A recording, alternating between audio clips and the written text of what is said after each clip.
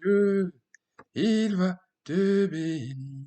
Oh, alléluia, humilie-toi, oui, devant ton Dieu, il va te bénir. Alléluia, humilie-toi, oui, devant ton Dieu, il va te bénir. Mesdames et messieurs, bienvenue à notre chaîne commune Santé et Vie. Aujourd'hui, nous allons aborder un thème essentiel, la bénédiction et la malédiction. Dieu n'a jamais voulu la malédiction pour les hommes et les femmes. Le Seigneur a toujours voulu la bénédiction, comme il est écrit dans le livre de Deutéronome. Moi, c'est votre serviteur Théodore Secka. Dans Deutéronome, il est écrit au chapitre 28, verset 8, « L'Éternel te donnera la victoire sur tes ennemis qui s'élèveront contre toi. » Verset 7 plutôt. « Ils sortiront contre toi par un seul chemin, et ils s'enfuiront devant toi par 7 chemins. » Deutéronome verset 8 maintenant. « L'Éternel ordonnera à la bénédiction d'être avec toi dans tes greniers et dans toutes tes entreprises. Il te bénira dans le pays que l'Éternel, ton Dieu, te donne. » Voilà donc la bénédiction qui est pour nous, bien-aimés. La bénédiction est pour nous, chers amis, la bénédiction est pour nous. Tous les peuples verront que tu es appelé du nom de l'Éternel et ils te craindront. Alléluia. Humilie-toi devant ton Dieu, il va te bénir. Verset 11, l'Éternel te comblera de bien en multipliant le fruit de tes entrailles, le fruit de tes troupeaux et le fruit de ton sol, dans le pays que l'Éternel a juré à tes pères de te donner. Alléluia, humilie-toi, oui, devant ton Dieu, il va te bénir. Verset 12 du chapitre 28 de Deutéronome. L'Éternel t'ouvrira son bon trésor. Écoutons bien, bien-aimés. L'Éternel t'ouvrira son bon trésor, le ciel pour envoyer à ton pays la pluie en tout temps et pour bénir tout le travail de tes mains. Tu prêteras à beaucoup de nations et tu n'emprunteras point. Je dis bien, tu prêteras à beaucoup de nations, je lis plutôt bien ce qui est écrit, et tu n'emprunteras point. Voilà donc, chers amis, si nous voulons être bénis, nous devons marcher selon la parole de Dieu. Par contre, attention, attention, et c'est ça, aujourd'hui, l'élément essentiel que nous allons voir. D'où viennent les maladies? Dans le même chapitre de Deutéronome 28, bien sûr, pour ceux qui abandonnent la voie de l'Éternel, voilà ce qui est écrit.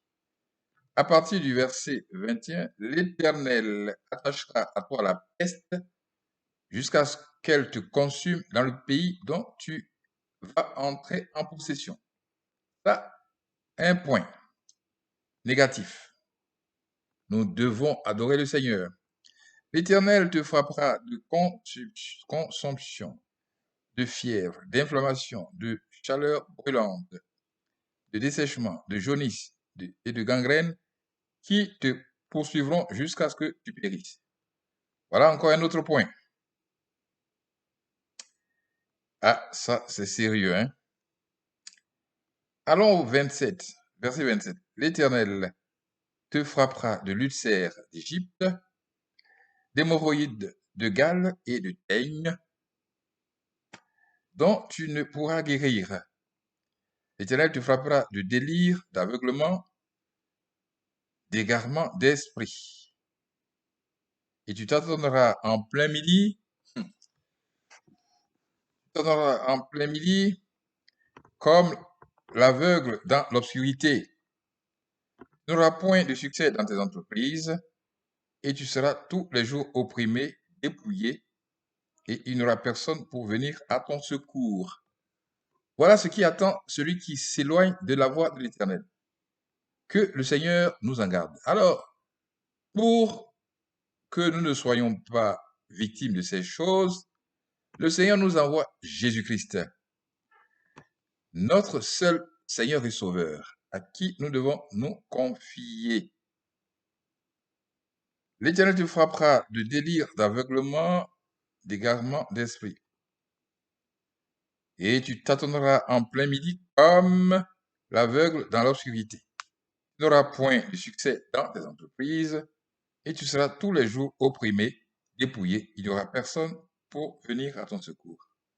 Mais gloire soit rendue au Seigneur qui nous donne une issue, un refuge. En Jésus-Christ, nous avons la vie. Il a porté la malédiction de la loi. Ça, c'est la loi. Il a porté la malédiction de la loi. Parce que nous n'étions pas capables de marcher selon la loi. Dieu lui-même est venu en chair pour marcher à notre place, pour triompher à notre place, pour vaincre à notre place. Et si nous croyons cela, nous sommes vainqueurs, plus que vainqueurs par celui qui nous a aimés. Bien aimé, donc la bénédiction est notre partage. Il suffit simplement de se confier au Seigneur Jésus-Christ. D'abord, en naissant de nouveau, parce que notre nouvelle nature seule peut marcher avec le Seigneur. La vieille nature est en inimitié contre le Seigneur. La vieille nature ne peut même pas supporter la voix du Seigneur. Jésus est venu pour nous donner une nouvelle nature. Ce que nous ne pouvions pas faire, il l'a fait pour nous. Désormais, si nous croyons, nous sommes épargnés de ces mots-là. Nous sommes épargnés, même si l'ennemi nous envoie ces mots, nous sommes vainqueurs, nous sommes guéris. Nous sommes guéris. Nous sommes guéris depuis l'œuvre de la croix. Ce n'est pas maintenant que la guérison est. Nous, ce qui nous est demandé, c'est de croire. Si nous sommes incapables de croire, nous devons crier au Seigneur, viens au secours de mon incrédulité pour que je croie et que je sois guéri. Nous sommes donc guéris. Tu es guéri parce que tu crois. Je suis guéri parce que je crois. Et c'est pour ça que je peux parler librement. Tu es guéri parce que tu crois. Et tu peux rendre librement témoignage. Voilà donc la bénédiction qui nous attend. La malédiction n'est pas notre partage parce qu'elle a été ôtée à Golgotha par notre Seigneur. Là, toutes les principautés ont été dépouillées. Il les a livrées publiquement en spectacle sur la croix. Donc, quelle que soit leur agitation, ils ne peuvent nous vaincre si nous faisons confiance au Seigneur Jésus-Christ. Saisis ta guérison, crois totalement, abandonne-toi à ses pieds, que désormais il soit celui qui te guide et te conduise en toutes choses.